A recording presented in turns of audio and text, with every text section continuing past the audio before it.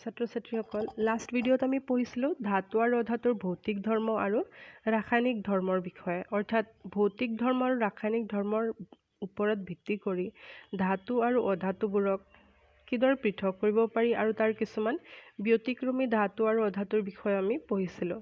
তো আজি আমি ৰাসায়নিক ধৰ্ম যি বাকী আছিলে অলপ সেইখিনি পঢ়িম। তো আমি চাওঁ এই 4 নম্বৰ ধৰ্মটো হৈছে কি এচিডৰ লগত যেতিয়া ধাতুৱে বিক্ৰিয়া কৰে তেতিয়া কি উৎপন্ন কৰে হাইড্ৰোজেন গেছ। এইটো মনত ৰাখিব লগা বস্তু ইয়াত যে ধাতু আমাৰ কোৱেশ্চন হয় যে ধাতুৱে যেতিয়া এচিডৰ লগত বিক্ৰিয়া কৰে তেতিয়া কি গেছ উৎপন্ন কৰিব হাইড্ৰোজেন গেছ উৎপন্ন কৰিব। কিন্তু এটা ব্যতিক্ৰম আছে ইয়াত ধাতুৱে সকলো এচিডৰ লগতে কি নকৰে হাইড্ৰোজেন গেছ উৎপন্ন কৰে। এটা ব্যতিক্ৰম হৈছে যে নাইট্ৰিক এচিডৰ সংকেতটো কি HNO3। তো যেতিয়া নাইট্ৰিক এচিডৰ লগত বিক্ৰিয়া হয় ধাতুৰ তেতিয়া কি হয় নাইট্ৰিক এচিডে অক্সিজেন দান কৰিব উৎপন্ন হোৱা হাইড্ৰোজেনটোক আৰু কি কৰি দিয়ে তাক জাৰিত কৰে কিহলৈ পানীলৈ। ঠিক আছে, কিয়? কাৰণ নাইট্ৰিক এচিড এটা শক্তিশালী জাৰক পদাৰ্থ আৰু ই কি কৰে তাৰ লগত বিক্ৰিয়া কৰা পদাৰ্থক জাৰিত কৰি দিয়ে। তো হাইড্ৰোজেনক কি কৰিব জাৰিত কৰিব কিহলৈ পানীলৈ। সেইকাৰণে হাইড্ৰোজেন গেছটো কি হয় বিক্ৰিয়াটোৰ পৰা উদ্ভৱ নহয়। কিন্তু ঠিক অধাতুৱে কি কৰে এচিডৰ লগত কোনো বিক্ৰিয়া নকৰে। এতিয়া আমি চাওঁ পানীৰ সৈতে কিদৰে বিক্ৰিয়া কৰিব। পানীৰ সৈতে যেতিয়া বিক্ৰিয়া কৰিব তেতিয়া ধাতুৱে কি উৎপন্ন কৰিব ধাতৱ অক্সাইড আৰু ধাতৱ হাইড্ৰক্সাইড উৎপন্ন কৰিব। কিছুমান ধাতুৱে হাইড্ৰক্সাইড উৎপন্ন কৰিব যেনে কেলছিয়াম মেগনেছিয়াম এইবোৰে কি কৰিব হাইড্ৰক্সাইড আৰু হাইড্ৰোজেন গেছ আৰু এলুমিনিয়ামৰ দৰে ধাতুবিলাকে কি কৰিব অক্সাইড আৰু হাইড্ৰোজেন গেছ উৎপন্ন কৰিব। এতিয়া এই তোমালোকৰ এইটো কেতিয়াবা কুৱেশ্যন আহিব পাৰে যে ধাতুৰ লগত বিক্ৰিয়া কৰি পানীৰ লগত বিক্ৰিয়া কৰি কোনবোৰ ধাতুৱে হাইড্ৰক্সাইড আৰু কোনবিলাকে অক্সাইড উৎপন্ন কৰে। তো এইবোৰ বস্তু কি কৰিবা সৰু সৰু বস্তুবোৰ মনত ৰাখিবা। এতিয়া কিন্তু পানীৰ সৈতে অধাতুবিলাকে কি কৰে কোনো বিক্ৰিয়া নকৰে। এতিয়া আমি চাওঁ যে উভধৰ্মী অক্সাইড কি। ঠিক আছে, কিছুমান অক্সাইডে কি কৰে ক্ষাৰক আৰু অম্ল দুইটাৰে ধৰ্ম দেখুৱায় কিছুমান বিক্ৰিয়াত আৰু কি কৰে লৱণ আৰু পানী উৎপন্ন কৰে। যেনেকৈ আমাৰ প্ৰশমন বিক্ৰিয়া আছিলে এচিড আৰু বেছ আমাৰ যিটো চেপ্টাৰ আছিলে তাত আমি পঢ়িছিলোঁ প্ৰশমন বিক্ৰিয়া। তাত কি কৰিছিলে যে এচিড আৰু ক্ষাৰকে যেতিয়া বিক্ৰিয়া কৰে তেতিয়া পৰস্পৰ ধৰ্ম নাশ কৰি কি কৰে লৱণ আৰু পানী উৎপন্ন কৰে। ঠিক ইয়াত চোৱা এলুমিনিয়াম অক্সাইডে কি কৰিছে এবাৰ হাইড্ৰক্লৰিক এচিডৰ লগত বিক্ৰিয়া কৰি এলুমিনিয়াম ক্লৰাইড আৰু পানী উৎপন্ন কৰিছে। আকৌ এলুমিনিয়াম অক্সাইডে ছ'ডিয়াম হাইড্ৰক্সাইড ক্ষাৰকৰ লগত বিক্ৰিয়া কৰি কি কৰিছে ছ'ডিয়াম এলুমিনেট আৰু পানী উৎপন্ন কৰিছে। এই দুইটাই হৈছে লৱণ। এতিয়া আমি এটা বস্তু ইয়াত নটিচ কৰোঁ যে এই দুইটা একে পদাৰ্থ অৰ্থাৎ এলুমিনিয়াম অক্সাইডে কি কৰে এচিড একে সময়তে এচিডৰ লগত বিক্ৰিয়া কৰিও লৱণ আৰু পানী উৎপন্ন কৰিছে ক্ষাৰকৰ লগত বিক্ৰিয়া কৰি লৱণ আৰু পানী উৎপন্ন কৰিছে। এই প্ৰথম বিক্ৰিয়াটোত এলুমিনিয়াম অক্সাইডে ক্ষাৰকৰ ধৰ্ম দেখুৱাইছে আৰু দ্বিতীয় বিক্ৰিয়াটোত এচিডৰ ধৰ্ম দেখুৱাইছে। গতিকে সেইকাৰণে এলুমিনিয়াম অক্সাইডক কি বুলি এতিয়া এলুমিনিয়াম অক্সাইডৰ দৰে আৰু কিছুমান উভধৰ্মী অক্সাইড আছে যেনে লিড অক্সাইড জিংক অক্সাইড এইবোৰ। এই লিড অক্সাইড জিংক অক্সাইডক কি কৰে একেদৰে এচিড আৰু ক্ষাৰক দুয়োটাৰ ধৰ্ম দেখুৱায়। এতিয়া আমি পঢ়িম বিভিন্ন ধাতুৰ সৈতে অক্সিজেনে যিটো বিক্ৰিয়া কৰে সেইটো প্ৰবলতা কিমান। এতিয়া প্ৰথমটো আমি চাওঁ প্ৰথমটো এক্সাম্পল দিয়া হৈছে ছ'ডিয়াম আৰু পটেছিয়াম। এইবোৰ কি বহুত সক্ৰিয় ধাতু উচ্চ সক্ৰিয় ধাতু। তো এইবোৰে তাপবৰ্জী বিক্ৰিয়া কৰে অক্সিজেন আৰু পানীৰ লগত। তো যেতিয়া ইমান বেছি প্ৰবল হয় ইহঁতৰ বিক্ৰিয়াবোৰ যে জুইৰ সৃষ্টি হয়।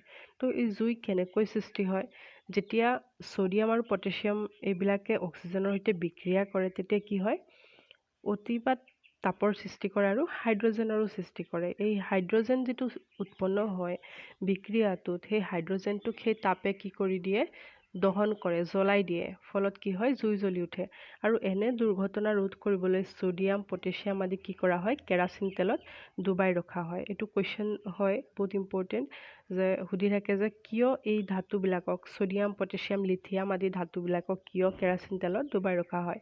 এনে দুৰ্ঘটনাৰ পৰা ৰক্ষা পাবলৈ, অৰ্থাৎ বায়ু আৰু পানীৰ সংস্পৰ্শত যাতে নাহে তাৰ পৰা ছেপাৰেট কৰি ৰাখিবলৈ। সাধাৰণ উষ্ণতাত ধাতুৰ পৃষ্ঠভাগত কি হয়, অক্সাইডৰ তৰপ সৃষ্টি হয়। কিছুমান ধাতুৱে কি কয়, যেতিয়া বিক্ৰিয়া কৰে তেতিয়া অক্সিজেনৰ লগত অক্সাইডৰ তৰপ সৃষ্টি হয়, যেনেকৈ মেগনেছিয়াম, এলুমিনিয়াম, জিংক। মেগনেছিয়ামে কি কৰিব, মেগনেছিয়াম অক্সাইডৰ সৃষ্টি কৰিব। এলুমিনিয়ামে এলুমিনিয়াম অক্সাইড, জিংকে জিংক অক্সাইড কি কৰিব, কিছুমান অক্সাইডৰ তৰপ সৃষ্টি হ'ব ধাতুটোৰ পৃষ্ঠৰ চাৰিওফালে। এতিয়া 3 নম্বৰ দিছে আমাক উচ্চ উষ্ণতাটো অক্সিজেনৰ লগত বিক্ৰিয়া নকৰা কিছুমান ধাতু, যেনেকৈ ৰূপ আৰু সোণ। এইবোৰ কি একেবাৰে নিষ্ক্ৰিয় বুলি আমি ক'ব পাৰোঁ, অৰ্থাৎ অতি নিম্ন সক্ৰিয় ধাতু। এইবিলাকে কি কৰে, বিক্ৰিয়া অক্সিজেনৰ সৈতে নকৰে, আৰু সেইবাবেই এই ধাতুবিলাকক কি কৰা হয়, গহনা তৈয়াৰ কৰাটো ব্যৱহাৰ কৰা হয়, কাৰণ এইবোৰ ক্ষয় নহয়। এতিয়া আমি চাওঁ এনodীকৰণ কি। এনodীকৰণ বিক্ৰিয়াটো কিহৰ ওপৰত ভিত্তি কৰি কৰা হৈছে, যে কিছুমান যে ধাতু আমি এতিয়া দেখিছিলোঁ যে অক্সিজেনৰ লগত যেতিয়া বিক্ৰিয়া কৰে তেতিয়া কি হয়, এটা ধাতুৰ অক্সাইডৰ প্ৰলেপ সৃষ্টি কৰে, আৰু এই বিক্ৰিয়াটো এটা প্ৰটেক্টিভ বিক্ৰিয়া। যি ধাতুৰ ক্ষয়ীভৱন, সেই ক্ষয়ীভৱনৰ পৰা ৰক্ষা কৰিবলৈ এই বিক্ৰিয়াটো ব্যৱহাৰ কৰা হয়। তো কি কৈছে, ধাতুৰ ওপৰত এলুমিনিয়াম অক্সাইডৰ ডাঠ প্ৰলেপ দিয়া প্ৰক্ৰিয়াক কি বুলি কোৱা হয়, এনodীকৰণ বুলি কোৱা হয়। এই পদ্ধতিটোত কি কৰা হৈছে, পৰিষ্কাৰ এলুমিনিয়ামৰ ধাতুক এনড হিচাপে লৈ লঘু ছালফিউৰিক এচিডক কি কৰা হয়, বিদ্যুৎ বিশ্লেষ্য হিচাপে লোৱা হয়, আৰু বিদ্যুৎ বিশ্লেষণ কৰিলে কি হয়, এনডত যি অক্সিজেন উৎপন্ন হয়, ই এলুমিনিয়ামৰ লগত বিক্ৰিয়া কৰি কি কৰে, মানে এলুমিনিয়ামৰ অন্য বৰ্তন বা কিবা হেৰিৰ লগত বিক্ৰিয়া কৰা হয়, তেতিয়া তাত কি হৈ যায়, ডাঠ প্ৰলেপ পৰে।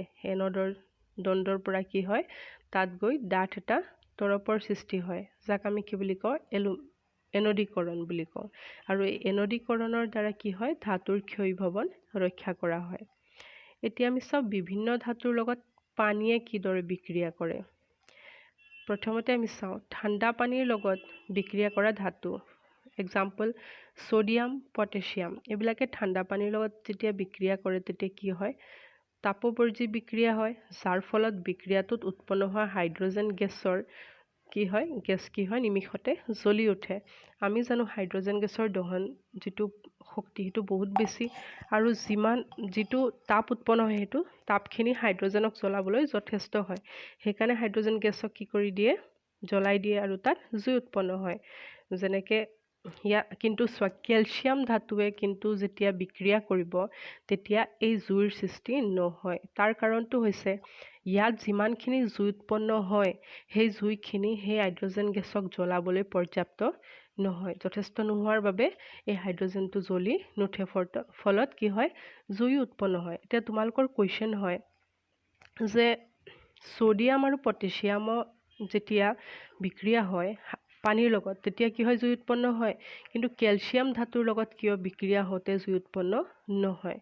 কাৰণ এইটোৱেই যে ছ'ডিয়াম আৰু পটাছিয়ামৰ লগত যেতিয়া পানীৰ বিক্ৰিয়া হয় তাত উৎপন্ন হোৱা তাপ যথেষ্ট বেছি, যি হাইড্ৰজেনক জ্বলাই দিয়ে। কিন্তু কেলছিয়ামৰ লগত যেতিয়া পানীৰ বিক্ৰিয়া হয় সেই বিক্ৰিয়াটোত উৎপন্ন হোৱা তাপ ইমান পৰ্যাপ্ত নহয় যি হাইড্ৰজেনটোক জ্বলাব পাৰে। কিন্তু ইয়াত এটা পৰিঘটনা হয়, কেলছিয়ামটো পানীৰ ওপৰত উপঙিবলৈ ধৰে। তাৰ কাৰণটো হৈছে আমি জানো হাইড্ৰজেন গেছ সদায় ওপৰলৈ যাব বিচাৰে পাতল হোৱাৰ কাৰণে, আৰু হাইড্ৰজেন গেছটো ইয়াত উৎপন্ন হোৱা হাইড্ৰজেন গেছটো কি হয়, কেলছিয়ামৰ পৃষ্ঠতলীত লাগি ধৰে, ফলত কেলছিয়ামটোক ওপৰলৈ উপঙাই দিয়ে। সেইকাৰণে কি হয়, পানীত উপঙি থাকে।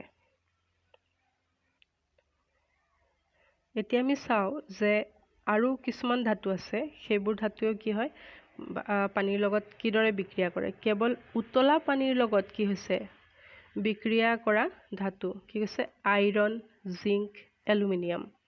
ঠিক আছে, আকৌ কৈছে ঠাণ্ডা পানীৰ লগত বিক্ৰিয়া নকৰা কিন্তু গৰম পানীৰ সৈতে বিক্ৰিয়া কৰা ধাতু হৈছে কি এটা, মেগনেছিয়াম। ই ঠাণ্ডা পানীৰ লগত বিক্ৰিয়া নকৰে কিন্তু গৰম পানীৰ লগত। বহুত ইম্পৰ্টেণ্ট হয় এনেকুৱা কুৱেশ্যনবিলাক, কাৰণ ব্যতিক্ৰম হয়, আৰু ব্যতিক্ৰমী বস্তুবিলাকেই বেছি ইম্পৰ্টেণ্ট হয়। তাৰপিছত হৈছে পানীৰ লগত মুঠেই বিক্ৰিয়া নকৰা ধাতু, লিড, কপাৰ, সোণৰূপ আদি। এইবিলাকে কি কৰে, বিক্ৰিয়া নকৰে। এতিয়া আমি চাওঁ এচিডৰ সৈতে ধাতুৰ বিক্ৰিয়া। এচিডৰ সৈতে ধাতু কিদৰে বিক্ৰিয়া হয়। আমি জানো এচিডৰ সৈতে কি হ'ব, ধাতৱ লৱণ আৰু হাইড্ৰজেন গেছ। আমি আগতো পঢ়িছোঁ এচিড বেছ চেপ্টাৰটোত ধাতু এচিডৰ কিয় ধাতৱ লৱণ আৰু হাইড্ৰজেন গেছ উৎপন্ন হয়। তো ইয়াতে ব্যতিক্ৰমী ধাতুটো কি হয়, নাইট্ৰিক এচিড। আমি অলৰেডি পঢ়িলোঁ এইটো যে নাইট্ৰিক এচিডে কি কৰিব, ই এটা শক্তিশালী জাৰক পদাৰ্থ হোৱাৰ বাবে উৎপন্ন হোৱা হাইড্ৰজেন গেছক অক্সিজেন দান কৰি পানীলৈ জাৰিত কৰে। ঠিক আছে, আৰু নিজে নাইট্ৰজেনৰ অক্সাইডলৈ ৰূপান্তৰিত হয়। ইয়াত দিয়া হৈছে ৰিয়েকশ্যনটো, এইটো শুধৰাই ল'বা, NO3 হ'ব লাগে, ZnNO3 zinc nitrate plus nitrogen dioxide আৰু পানী। এই কুৱেশ্যনটো বহুত ইম্পৰ্টেণ্ট হয়। নাইট্ৰিক এচিডৰ লগত যেতিয়া বিক্ৰিয়া হ'ব তেতিয়া এনেকুৱা উৎপন্ন হয়। ইয়াতো আৰু এক্সাম্পল দিয়া হৈছে, মেগনেছিয়ামৰ লগত কিদৰে বিক্ৰিয়া কৰে নাইট্ৰিক এচিডে, মেগনেছিয়াম নাইট্ৰেট, আৰু ইয়াত হাইড্ৰজেন গেছ উৎপন্ন হ'ব। এতিয়া আমি চাওঁ ধাতুৱে আন ধাতৱ লৱণৰ লগত বিক্ৰিয়া কৰিলে কি উৎপন্ন হয়। ইয়াত দিয়া হৈছে যে যিটো ধাতু বেছি তোমাৰ সক্ৰিয় হ'ব, ঠিক আছে, সেই ধাতুটোৱে সেই ধাতৱ লৱণৰ পৰা কি কৰিব, তাক ধাতুটোক অপসাৰণ কৰিব। ইয়াত এক্সাম্পল আমি ধাতু A আৰু B লৈছোঁ। দেখা গৈছে ধাতু A কি কৰিছে, B ধাতৱ লৱণৰ পৰা বিক অপসাৰণ কৰিছে, অৰ্থাৎ তাতকৈ কম সক্ৰিয় হোৱাৰ বাবে ধাতৱ লৱণৰ পৰা তাক অপসাৰণ কৰি নিজে এটা লৱণ উৎপন্ন কৰে। এক্সাম্পল আমি ইয়াত লৈছোঁ, পটেছিয়ামে কি কৰিছে, কেলছিয়াম ক্লৰাইডৰ লগত যেতিয়া বিক্ৰিয়া কৰিছে, এই কেলছিয়াম ক্লৰাইডৰ পৰা কেলছিয়ামক অপসাৰণ কৰিছে আৰু নিজে কি কৰিছে, পটেছিয়াম ক্লৰাইড লৱণ উৎপন্ন কৰিছে। ঠিক আছে, ইয়াত কি হয়, পটেছিয়াম কেলছিয়ামতকৈ অধিক সক্ৰিয়, সেইকাৰণে কি হৈছে, এই বিক্ৰিয়াটো সংঘটিত হৈছে। ধাতুৱে অধাতুসমূহৰ লগত বিক্ৰিয়া কৰি কি গঠন কৰিব। ধাতু আৰু অধাতুৱে যেতিয়া বিক্ৰিয়া কৰে তেতিয়া কি হয়, কিছুমান আয়নীয় যৌগ গঠন হয়, আৰু সেইবোৰক আমি কি বুলি কওঁ, লৱণ বুলি কওঁ। এতিয়া এটা কৈছে এটা আমাৰ ইয়াত এক্সাম্পল দিয়া হৈছে যে এবিধ আয়নীয় যৌগ কেলছিয়াম অক্সাইড, ইয়াত কেলছিয়াম ধাতু আৰু অক্সিজেন হৈছে অধাতু, এই দুটাই যেতিয়া বিক্ৰিয়া কৰিব তেতিয়া কেলছিয়াম অক্সাইড গঠন হ'ব, আৰু ই এটা আয়নীয় যৌগ। আয়নীয় যৌগ মানে আমি কি বুজি পাওঁ, যে আয়নৰ দ্বাৰা গঠিত হোৱা যৌগবোৰ। এতিয়া ইয়াৰ গঠন সম্পৰ্কে আমি অলপ চাওঁ। এতিয়া আমি জানো কেলছিয়ামৰ যিটো বহিঃকক্ষ থাকে, কেলছিয়ামৰ বহিঃকক্ষত কেইটা ইলেক্ট্ৰন থাকিব, 2টা ইলেক্ট্ৰন থাকিব। ঠিক আছে, এই 2টা ইলেক্ট্ৰন থকাৰ মানে কি, কেলছিয়ামে তাৰ অষ্টক সম্পূৰ্ণ কৰিবলৈ কি কৰিব, 2টা ইলেক্ট্ৰন ত্যাগ কৰিব, আৰু ত্যাগ কৰি কেলছিয়াম কেটায়ন উৎপন্ন কৰিব। একেদৰে অক্সিজেনৰ বহিঃখলত কেইটা ইলেক্ট্ৰন থাকে, 6টা ইলেক্ট্ৰন। অক্সিজেনকো কি লাগে আমাৰ, এইটো ভুলকৈ দিয়া আছে 2 6 হ'ব। তো এই অক্সিজেনক 2টা ইলেক্ট্ৰন লাগে অষ্টক সম্পূৰ্ণ কৰিবলৈ। তো অক্সিজেনে কি কৰিব, 2টা ইলেক্ট্ৰন আনৰ পৰা গ্ৰহণ কৰিব, গ্ৰহণ কৰি ইয়াৰ অষ্টক সম্পূৰ্ণ কৰিব, আৰু অক্সিজেন এনায়ন উৎপন্ন হ'ব।